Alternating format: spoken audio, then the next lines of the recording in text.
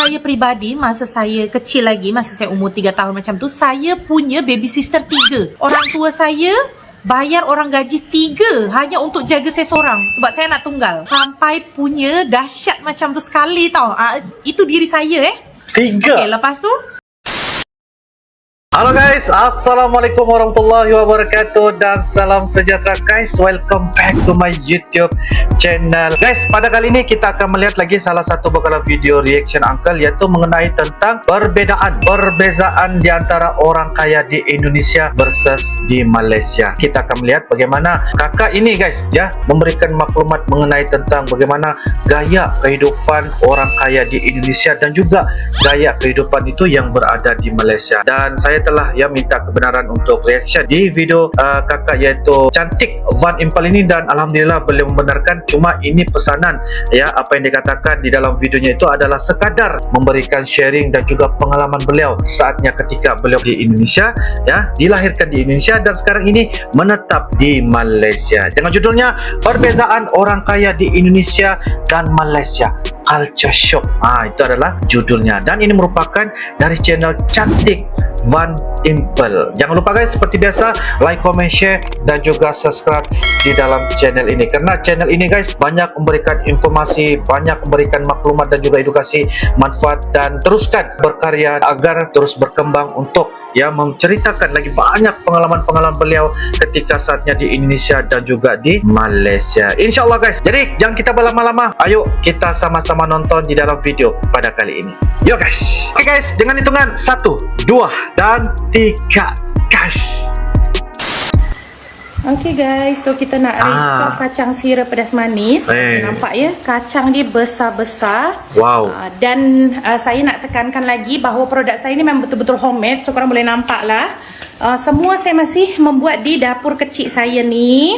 Okay, ini untuk siranya korang boleh nampak ada biji sawi, ada daun limau purut, ada daun kari. Dekat dalam ni pun ada perencah kari, ada garlic, jadi semua ni saya buat memang resipi daripada family saya. Okay, so korang boleh try. Satu pack RM10 sahaja. Dan thank you guys selalu support saya. InsyaAllah saya membuat produk ni betul-betul saya garantilah sedap sebab semua ni saya buat guna tangan saya sendiri. Homemade. So guys, korang nampak ini semua order yang masuk daripada semalam hingga hari ni. So saya baru sebahagian aja packing. Yang ini saya akan settlekan sekejap lagi, tapi saya nak tunjuk dulu dekat korang yang masih tak tahu saya menjual produk apa aja. Okey, saya mempunyai 4 produk homemade ya guys. Okey, yang duanya ini untuk kudapan kacang rangup, ada perisa pedas manis sira, dan ada yang lemak masin bercili tapi tak pedas ya. Okey. Untuk sambal garingnya pun ada 2 perisa. Yang ini bawang dan yang ini bilis kacang. Okey, all produk hanya RM10 sahaja. Dan untuk pembelian 5 item akan mendapatkan face mask. Pembelian 7-8 item akan mendapatkan hand cream. Dan untuk pembelian 10 pack ke atas akan mendapatkan perfume. Perfume ni long lasting guys. Saya hari tu pernah pakai dari pagi hingga ke petang masih melekat bau dia. So untuk korang yang nak try, korang boleh terus beli dekat Shopee atau WhatsApp saya. Korang back in kat saya, nanti saya akan postkan. InsyaAllah ini ialah produk yang terjamin kesedapannya karena saya membuat sendiri. Okay, so thank you guys yang selama ini korang selalu support. Alhamdulillah macam inilah orderan saya tiap-tiap hari. Thank you, semoga Allah murahkan rezeki korang. Hi everyone, Assalamualaikum guys. So di vlog kali ini saya ingin menceritakan culture shock saya, terutamanya pribadi saya ya. So ini cerita betul-betul pengalaman pribadi saya. Jadi maksudnya macam inilah. So kehidupan ini saya kirakan 100% untuk kehidupan, dan saya menceritakan pengalaman saya ni hanya 10% je daripada kisaran kehidupan. Jadi korang jangan berfikir saya bercerita ni, saya menceritakan memang full 100% tentang orang Malaysia dan Indonesia. No, ini hanya cerita pengalaman pribadi saya, pengalaman Indonesia pribadi, dan sekarang saya kat Malaysia. Okay guys, jadi tajuk ceritanya ini ialah perbezaan orang kaya Indonesia versi Malaysia. Okay, guys, sebentar ya. ini adalah pengalaman ya guys ya, pengalaman ketika ya berada di Indonesia. Pengalaman saja guys, kisaran hidupnya, tentang bagaimana cerita pengalaman tentang perbezaan di antara orang kaya Indonesia versus Malaysia. Ayo kita lanjut ceritanya guys. Saya cerita dari pengalaman hidup saya dulu. Pada masa saya kecil, masa arwah papa saya masih hidup, saya ada rumah banglo yang ada 9 bilik. Jadi pada masa tahun 80, papa saya pernah keluar dalam salah satu surat khabar menyatakan bahawa papa saya termasuk salah satu orang terkaya, 20 besar orang terkaya di salah satu kota di Indonesia. Wow. Lepas tu, jadi selama papa saya masih hidup tu, kita sekolah akan dikawal dengan 2 bodyguard. Jadi bodyguard tu akan jaga dekat depan pintu kelas kita. Sampai macam tu sekali. Dan itu mungkin pada tahun 80 macam tu dia agak luar biasa. Tapi semenjak berjalannya waktu, saya tengok macam orang Indonesia ni makin banyak lah yang berbuat macam tu. Okay? Contohnya, satu anak akan ada satu baby sister. Jadi kalau ada 5 anak, 5 baby sister lah. Sedangkan saya macam sangat-sangat jarang menjumpai itu dekat Malaysia. Okey, lepas tu kalau kat Malaysia mungkin ada 3 anak, just ada satu orang gaji kan yang jaga anak-anak tu or something macam tu. So lepas tu untuk saya peribadi, masa saya kecil lagi, masa saya umur 3 tahun macam tu, saya punya baby sister 3 hanya untuk diri saya sendiri. Pada masa saya kecil ya guys, pada masa saya kecil, orang tua saya bayar orang gaji 3 hanya untuk jaga saya seorang, sebab saya anak tunggal. Jadi yang satu tu ada jaga untuk makan minum saya, bibi yang satu lagi untuk mandikan saya, bibi yang satu lagi untuk suapkan saya makan, sampai punya dahsyat macam tu sekali tau. Itu diri saya 3. Okay, lepas tu macam nak sekolah, dihantarkan kereta dengan driver tu dah biasalah. Tapi mungkin yang buat luar biasanya, kalau dekat Indonesia ni, kalau kita bayar driver, kita ada orang gaji semua-semua, dia akan layan kita macam macam berlebihan lah pada saya setelah saya duduk Malaysia ya. So saya boleh nilai macam, rasanya macam berlebihan kot. Tapi pada masa dulu saya kat Indonesia, saya rasa itu hal yang wajar. Sebab di sekeliling orang tinggal di yang saya kenal, semua dibuat seperti itu. Macam faham tak maksud saya? Jadi macam kita turun dari kereta, driver akan bukakan pintu. Ya. Lepas tu macam kita nak makan, sampai rumah tu bibi terus sediakan, betul-betul sediakan pinggan apa semua-semua, kita duduk sediakan pinggan semua-semua kan. So macam ada satu lagi kisah, itu tadi cerita tentang diri saya. Lepas tu saya punya kakak sepupu perempuan itu lagi dahsyat guys. Dia punya suami kira berjawatan lah di salah satu pekerjaan di Indonesia. Suami dia berjawatan tinggi. Okey. Korang bayangkan ya, dia punya anak 3 lelaki, 3 lelaki, satu bibi. Lepas tu untuk diri dia sendiri pun dia punya asisten. Asisten bukan untuk kerja ya, asisten untuk body lotionkan badan dia. Dahsyat tak? Ini kisah nyata sepupu saya sendiri ya. Jadi pada masa tu saya fikir macam biasa je katakan. Tapi bila saya dah kahwin, suami saya nampak, suami saya kata, wow, dahsyatnya, kalahkan anak sultan lah. Sampai suami saya pun kata macam tu guys.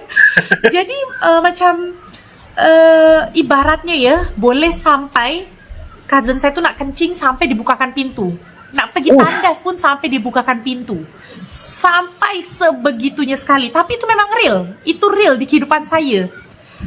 Lepas tu nak makan, just tekan bell. Nanti bibi dia naik, bibi dia akan tanya, bibi dia akan kalau cousin saya tu macam malas makan kat lantai bawah, dia akan tanya masak apa, masak ni. Nanti dia akan request kau, okay saya nak makan ni, dia bawa naik atas. Lepas tu nak pakai kasut pun diambilkan kasut dan diletakkan di bawah badan dia. Jadi so cousin saya bila nak keluar rumah, dia just pakai kasut, dia tak pilih sendiri. Dia cuma kata, Bi, saya nak pakai beg yang kuning, saya nak pakai kasut yang hitam. Bibi tu dia sediakan semua. Tapi memang special dia digaji untuk tu. So asisten peribadilah kiranya. So macam tu lah, dahsyat kan. Jadi bila saya pindah kat Malaysia, saya pun ada jugalah kawan-kawan yang kaya. Tapi tak adalah sampai macam tu sekali maksudnya. Okay.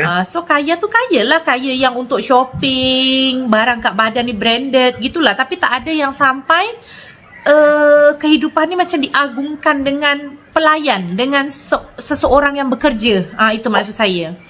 Jadi macam masa pada tu saya ada keluar dengan kawan saya. Okay. Dia salah satu wife kedutaan Indonesia yang dapat job dekat Johor Bahru pada masa tu. So kita makanlah dekat salah satu restoran. Saya dihantar driver dan dia pun dihantar driver. So bila kita selesai makan, si wife-nya kawan saya ni dia tanya, "Mbak cantik dah. Okay, saya mau pulang dulu ya. Gitu, saya nak balik dulu." Lepas tu dia call lah driver dia. Okay, dah selesai. Lepas tu driver dia ambil lah depan restoran tu dan dibukakanlah pintu. So saya tak terperanjat tapi yang saya terperanjat, rupanya kalau dia tak duduk Indonesia, tapi dia sebab driver dia pun kedutaan tu ambil juga daripada Indonesia lah. So macam tu juga dibuatnya. Memang pattern macam ke Indonesia. Pattern macam Indonesia. So wajar macam ke Indonesia akan dibukakan pintu semua. So bila saya call driver saya, saya kata saya dah selesai. Lepas tu driver saya bukan dia datang, tapi dia kata, "Okay, puan jalan je, saya dekat seberang jalan. Saya tunggu puan kat sini." So saya lah yang kena seberang jalan. Jadi macam tu lah culture shocknya guys. Jadi perbezaannya macam tu. Lepas tu ada lagi satu kisah, kawan saya yang pernah syuting kat Malaysia. Jadi ini lawan main saya. Masa saya pernah syuting dengan dia, kebetulan dia dapat rezeki dia syuting dekat Malaysia. Dia waktu tu main cerita tajuk 9 kalau tak silap. Lawan main dia Beto siapa gitulah. Saya pun sempat jumpa Beto tu. Saya sempat bergambar dengan dia orang. Okay. Lepas tu saya tanya macam mana syuting kat Malaysia kan, sebab kita syuting kat Indonesia kita akan dilayan. Jadi dekat lokasi syuting pasti akan ada pekerja yang akan macam ambilkan kita air, ambilkan kita minum, yang kita boleh suruh pergi kedai, macam tu lah. So bila dekat Malaysia, kawan saya kata kita nak makan kita kena ambil sendiri. Kita nak ini, kita nak itu kena ambil sendiri. Jadi macam untuk parking pun kita akan cari parking sendiri. Kalau kat Indonesia kebanyakan tak. Jadi untuk pelakonnya, untuk artis atau aktornya, semuanya selalunya sudah akan disediakan tempat. Macam kursi akan diletak nama macam cantik. Lepas tu air mineral akan diletakkan nama juga cantik. So bila kita nak makan kita cakap je lah, "Mbak, tolong ambilin itu dong." Nanti pekerja dekat location syuting akan ambilkan kita makan. So kita tinggal makan. Jadi macam tu lah. Jadi kawan saya kata kat Malaysia ni macam untuk di kawasan, untuk di lokasi syuting ya. Jadi macam tak heran sangat lah kalau ada pelakon. So memang dia akan tahu engkau ni pelakon. Habis tu so what? Macam tu. Jadinya kalau kat Indonesia tak guys, kita akan di service, kita akan diagungkan macam tu. Lagi-lagi kiranya kita dah ada nama kan. Dah ada nama dalam dunia entertain. So kita sebenarnya kemana-mana lagi senang. Nak buka pintu dibukakan, ibaratnya lah, sampai macam tu sekali. So jadi macam tu guys. Jadi pada masa saya model pun, saya ada satu geng yang memang kaya lah boleh dikatakan. Sekejap ya. Okay. Lepas tu macam mana nak kata, tapi korang jangan fikir saya nak sombong atau macam mana ya. Cuma saya tiba-tiba terfikir rasanya macam best kot kalau saya bercerita culture shock antara orang kaya Indonesia versus Malaysia. Jadi ini sekedar sharing ya guys. Ya, jadi, sekadar sharing. So, saya teruskan. Pada masa saya model ni, saya model ada satu geng yang memang kiranya kaya juga. Jadi pada masa tu memang kehidupan kita ni hanya untuk saling show off kalau menurut saya lah. Contoh macam kawan saya baru beli bag LV ke, Gucci ke, Hermes ke. So nanti kawan-kawan lain akan yang tu dah ada, takkanlah aku tak ada. Sedangkan kerja kita sama. Dia ada duit, tak mungkin aku tak ada duit. Jadi kita pun akan nak upgrade lagi. Kita akan beli lagi. Kat badan kita macam dah malas lah nak pakai barang kemas. So kita semua diamond. Jadi pada masa tu Macam sekarang lah saya fikir kat rumah Indonesia tu saya ada bag LV, bagai, ada diamond. So untuk apa sebenarnya? Jadi itulah salah satu pengajaran yang saya boleh ceritakan ke anak saya, sebab saya pun ada anak dara kan. So saya kata boleh kita berkawan dengan orang kaya, tapi kita jangan terbawa-bawa lah, maksudnya. Jangan sebab, terbawa-bawa, ya. semua benda yang kita beli dengan keadaan hanya untuk menunjuk, semua tak ada function lah menurut saya.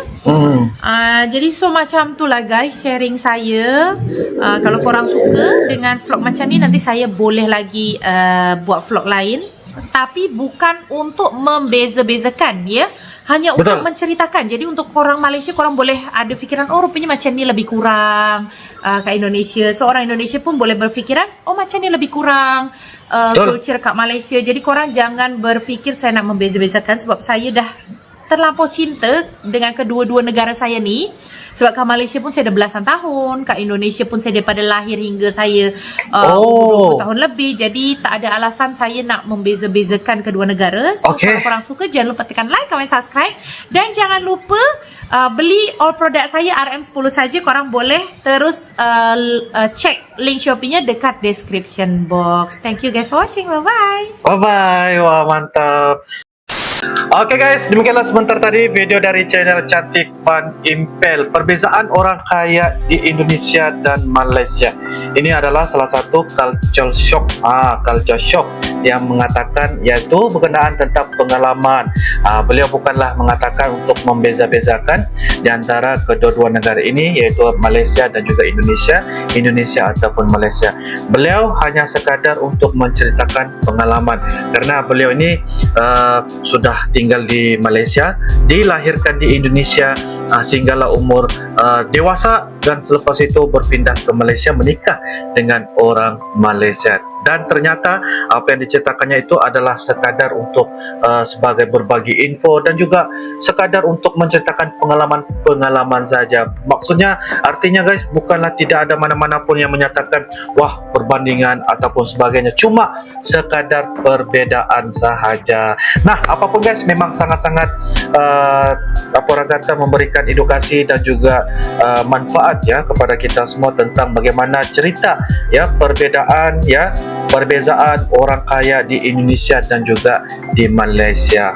Apapun ini sebagai satu manfaat yang harus kita ketengahkan, ataupun kita sebagai mengetahui bahawa di Indonesia kayak gini, di Malaysia kayak gini, bukanlah untuk dibanding-bandingkan guys. So guys, apapun menurut kalian bagaimana cerita kita pada kali ini, kalian boleh turunkan di ruangan kolom komentar. Bagi saya sangat-sangat menarik, sangat-sangat memberikan edukasi dan juga manfaat, dan menambahkan keseruan karena kita dapat berbagi maklumat.